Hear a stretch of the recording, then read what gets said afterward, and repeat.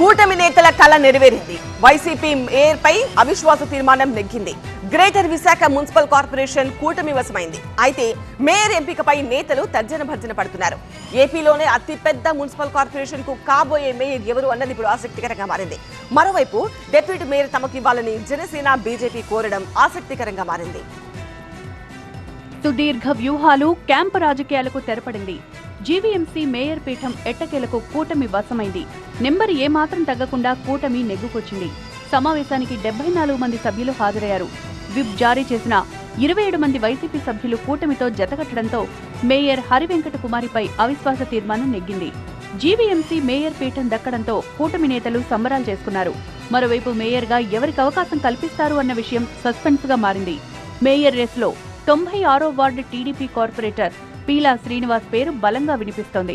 ఇటీవల జరిగిన అవిశ్వాస తీర్మాన కార్యకలాపాల్లో కూటమికి చెందిన కార్పొరేటర్ల ఖర్చులను స్వయంగా భరించారు పీలా. అధిష్టానం తనకే అవకాశం ఇస్తుందని ఆయన భావిస్తున్నారు. మరోవైపు హరివెంకట కుమారి యాదవ సామాజిక వర్గానికి చెందిన నేత కావడంతో ఆ సామాజిక వర్గానికి అవకాశం కల్పించాలి అన్న డిమాండ్ వినిపిస్తోంది.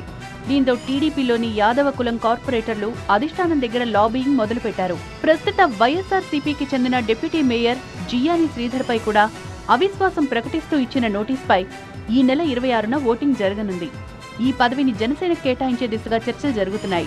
జనసేన నుంచి 43వ వార్డు కార్పొరేటర్ ఉషశ్రీ పేరు ప్రచారంలో ఉంది. కాపు సామాజిక వర్గానికి చెందిన ఆమెకు ఈ పదవి ఇస్తారని సమాచారం. అయితే డిప్యూటీ మేయర్ పదవిని బీజేపీ కూడా ఆశిస్తోంది. కూటమి మధ్య పదవుల పంపకాలపై చర్చలు కొనసాగుతున్నాయి. మేయర్ పీఠం టీడీపీకి ఖరారైపోయింది. డిప్యూటీ మేయర్ జనసేనకు దక్కుతుందా లేక బీజేపీకి ఇస్తారా అన్నది తేలాల్సి ఉంది.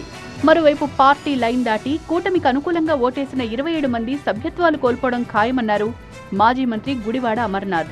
ఎట్టి పరిస్థితుల్లో ఆ 27 మంది సభ్యుల తాలూకా సభ్యత్వం కోల్పోవడం ఖాయం. ఇది చట్టం చెప్తా ఉంది. ప్రజాస్వామ్యబద్ధంగా ఏదైతే చట్ట ప్రకారం ఉందో దాని ప్రకారం 27 మంది సభ్యుల తాలూకా సభ్యత్వం కోల్పోవడం ఖాయం.